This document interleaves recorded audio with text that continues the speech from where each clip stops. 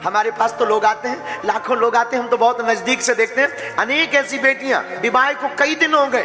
दोस्तों, आज भारत के लोग बड़े बड़े फिल्मी सितारों और क्रिकेटर्स को छोड़कर एक ही इंसान की माला जपते हैं, और वो है बागेश्वर धाम सरकार उर्फ धीरेंद्र शास्त्री, जिनके प्रवचन में ऐसे ऐसे चमत्कार होते हैं कि लोग दंग रह जाते हैं। और फिर भारत ही नहीं, ये तो विदेशों में भी जाकर लोगों को अपना भक्त बना रहे हैं। ऐसे में क्या कभी आपने सोचा है कि इंटरनेशनल लेवल पर इतनी ज्यादा प्रसिद्धि बटोरने वाले बाबा बागेश्वर के पास कितनी संपत्ति है और ये किस तरीके से पैसा कमाते हैं? क्या ये केवल प्रवचन करके पैसा कमाते हैं या फिर इनकी कमाई के कुछ और भी जरिए हैं? आज के इस वीडियो में हम हर एक चीज का खुलासा करने वाले हैं। बस हमारे साथ वीडियो में इसी तरह बने रहिए, और उससे पहले हमारे चैनल अनोखी दुनिया को जल्दी से सब्सक्राइब कर ले और बेल आइकन को प्रेस करना बिल्कुल ना भूले। दोस्तों, मध्य प्रदेश के छतरपुर जिले में अपना दरबार लगाने वाले बागेश्वर धाम सरकार भारत के सबसे प्रसिद्ध व्यक्ति के रूप में जाने जाते हैं। 26 साल की उम्र का ये नौजवान लोगों को अपना मुरीद बनाते चले जा रहा है। इनका प्रवचन सुनने और इनके दरबार में अर्जी लगाने के लिए लोग मीलों दूर से आते हैं। कई बार तो इतनी भीड़ लग जाती है कि लोगों को वापस भी भेजना पड़ता है। 4 जुलाई 1996 को मध्य प्रदेश के छतरपुर जिले में जन्म लेने वाले धीरेंद्र शास्त्री का जन्म बहुत ही साधारण परिवार में हुआ है। बस फर्क सिर्फ इतना है कि इनके दादाजी भी एक धार्मिक गुरु थे जो हनुमान जी के बड़े भक्त थे। लेकिन धीरेंद्र शास्त्री आज जैसे दिखते हैं, पहले ये बिल्कुल भी ऐसे नहीं थे, क्योंकि दादाजी भले ही धार्मिक गुरु थे और गांव में दरबार लगाते थे, लेकिन इनका परिवार आर्थिक रूप से बिल्कुल भी मजबूत नहीं था। लेकिन धीरेंद्र शास्त्री ने कभी पैसों को इतनी अहमियत ही नहीं दी। ये हमेशा अपने दादाजी के साथ भक्ति में लीन रहते थे। तभी तो मात्र 9 साल की उम्र में धीरेंद्र शास्त्री ने हनुमान जी को अपना गुरु मान लिया और उनकी पूजा करनी शुरू कर दी, और 12 साल की छोटी सी उम्र में कथाएं सुनाने लगे। धीरेंद्र शास्त्री का कहना है कि हनुमान जी के बहुत बड़े वो भक्त हैं और उन्हीं की कृपा से उनके पास आज ऐसी शक्तियां हैं जिसकी बदौलत ये लोगों के मन की बात को समझ जाते हैं और उनकी परेशानियों का हल निकालते हैं। भारत के कोने कोने से लोग केवल इनके दर्शन के लिए आते हैं, और जो लोग इनके दरबार तक नहीं पहुंच पाते वो दिन रात इनके प्रवचन में लीन रहते हैं। जहां कहीं भी इनका दरबार लगता है, हर रोज हजारों की संख्या में भीड़ इकट्ठा हो जाती है, और कई बार तो एक साथ लाखों लोग इकट्ठा हो जाते हैं, जिन्हें संभालना बिल्कुल मुश्किल हो जाता है। खास करके मंगलवार और शनिवार को तो भीड़ कुछ ज्यादा ही बढ़ जाती है। यही वजह है कि बागेश्वर धाम के आसपास की जितनी भी जमीनें हैं, उनकी कीमत दिन दूनी रात चौगुनी तेजी से बढ़ती जा रही है, क्योंकि वो सभी जमीनें बाबा के धाम के नजदीक है। यही वजह है कि कई लोग तो ये भी कहते हैं कि धीरेंद्र शास्त्री ने बहुत सारी सरकारी जमीनों पर कब्जा कर रखा है, और इसके अलावा भी कई सारे विवाद बाबा को लेकर सामने आ रहे हैं। कुछ लोगों का तो यहाँ तक कहना है कि ये झूठ बोलते हैं, लोगों को धोखा देते हैं और आस्था और विश्वास के नाम पर लोगों के जज्बातों के साथ खेलते हैं, वगैरह वगैरह। लेकिन इसमें कितनी सच्चाई है ये हम नहीं कह सकते, क्योंकि हमारी नजरों में तो वो जो कुछ भी कर रहे हैं सनातन धर्म के लिए ही कर रहे हैं, और इसमें कुछ गलत भी नहीं है।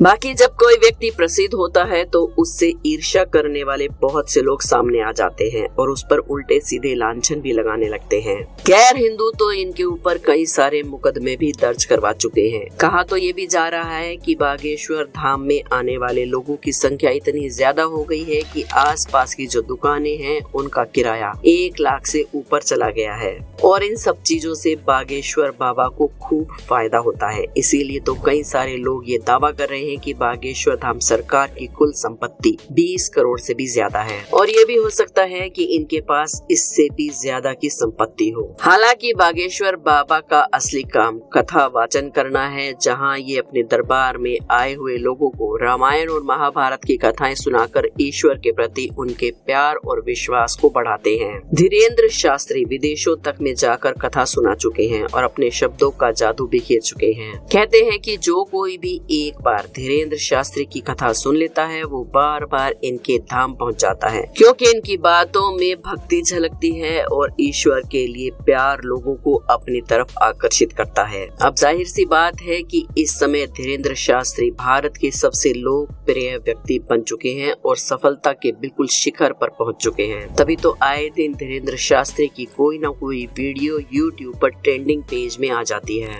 लोग इनकी वायरल वीडियो को खूब पसंद करते हैं, लेकिन वो कहते हैं ना कि जितना इंसान सफल होता है उससे नफरत करने वाले लोग भी उतने ही ज्यादा बढ़ जाते हैं। और ऐसा ही बागेश्वर बाबा के साथ भी है, तभी तो इनकी सिक्योरिटी बढ़ा दी गई है। कई सारे सिक्योरिटी गार्ड हर वक्त इनके आसपास मौजूद रहते हैं ताकि इन्हें कोई नुकसान न पहुंचा सके। वैसे अगर हम बाबा की संपत्ति के बारे में बात करें तो दोस्तों धीरेन्द्र शास्त्री भगवान की भक्ति के अलावा और कुछ पसंद नहीं करते, लेकिन फिर भी एक सम्मानित व्यक्ति होने के नाते इनके पास अच्छी खासी संपत्ति है, जैसे कि टोयोटा की SUV फॉर्च्यूनर कार, जिस पर सफर करना बाबा को बेहद पसंद है। हालांकि कहा जाता है कि इसके अलावा भी इनके पास कई और गाड़ियां हैं, जैसे कि टाटा सफारी, इनोवा वगैरह, जिसमें सफर करते ये अक्सर दिखाई देते हैं। और अब धीरेन्द्र शास्त्री इतना बड़ा नाम बन गए हैं कि इनकी सिक्योरिटी के लिए पुलिस की गाड़ियां भी हर वक्त इनके आगे पीछे चला करती हैं। और अगर घर की बात की जाए तो बचपन में धीरेन्द्र शास्त्री काफी छोटे से घर में रहते थे और वो घर कच्चा भी था। उसी कच्चे मकान में इन्होंने अपना पूरा जीवन बिता दिया, लेकिन अब इनका मकान पूरी तरह से पक्का हो चुका है। लेकिन जब आप इनके घर को देखोगे तो वो किसी साधारण इंसान का घर ही लगता है, ये किसी महलों जैसे घर में नहीं रहते। धीरेन्द्र शास्त्री ने अपने गांव में ही साधारण सा 2 मंजिला मकान बनाया है, जिसे देखकर ऐसा बिल्कुल भी प्रतीत नहीं होता कि ये भारत के सबसे प्रसिद्ध इंसान का घर है, जिसके दरबार में बड़े बड़े सेलिब्रिटी दर्शन करने आते हैं। जब ये प्रवचन करते हैं तो कुछ लोग तो भगवान की भक्ति में इस कदर लीन हो जाते हैं कि नाच गाना भी करने लगते हैं। असल में बागेश्वर बाबा का कहना है कि दिन में आधे से ज्यादा समय तो ये प्रवचन में ही बिता देते हैं, उनके पास घर जाने का भी समय नहीं होता। जब घर जाते हैं तो उन्हें गांव में अपना छोटा सा साधारण सा घर ही पसंद है, वो किसी आलीशान महल में नहीं रहना चाहते। वैसे एक बात तो कहनी पड़ेगी कि धीरेन्द्र शास्त्री को भारत का सबसे लोकप्रिय कथावाचक बनने के लिए बहुत मेहनत करनी पड़ी, क्योंकि छोटी सी उम्र में बच्चे जब खिलौनों के साथ खेलते हैं उसी उम्र में ये भगवान की भक्ति में लीन होकर कथाएं सुना करते थे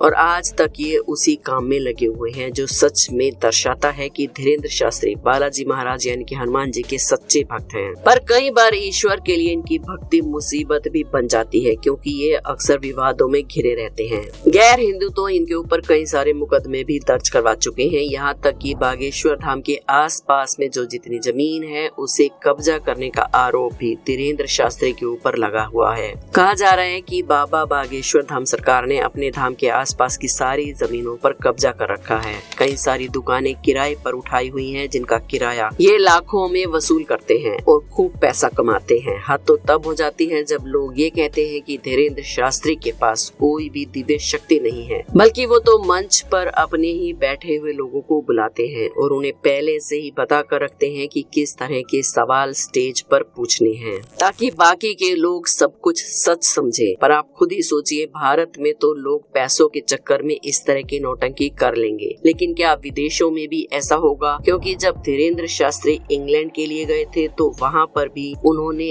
अपने मन से लोगों की बात पढ़कर वहाँ के लोगों को अपना चमत्कार दिखाया था और वहाँ के लोगों को भी आश्चर्य में डाल दिया था। और ऐसे कई सारे वीडियोस हैं जो आप इंटरनेट पर देखेंगे, जहाँ पर धीरेन्द्र शास्त्री मीडिया को भी खुला चैलेंज करते हैं कि आप दरबार में बैठे किसी भी इंसान को बुलाइए, मैं उसके सवालों के जवाब दूंगा। और वो लोगों के मन के सवाल भी पहले से ही जान लेते हैं और उसे पर्चे में लिख देते हैं। यहाँ तक कि एक बार तो उन्होंने सवाल पहले लिख कर रख लिया और जब रिपोर्टर महिला ने दरबार में बैठे हुए अपने पसंद के व्यक्ति को बुलाया तो पता चला कि बागेश्वर बाबा ने जो सवाल लिखे हैं वही उस व्यक्ति के सवाल थे। अब इनकी सारी बातों से ये चीज साफ है कि धीरेन्द्र शास्त्री में कोई न कोई खास बात तो जरूर है, तभी तो लाखों की संख्या में लोग केवल उनका प्रवचन सुनने के लिए उनके दरबार में पहुंच जाते हैं। उनका मानना है कि बाबा की बातें सुनकर ही उनके कष्ट दूर हो जाते हैं। ऐसे में आप 1 या 2 लोगों को गलत कह सकते हैं, लेकिन एक साथ लाखों करोड़ों की संख्या में लोगों को गलत ठहराना सही नहीं है।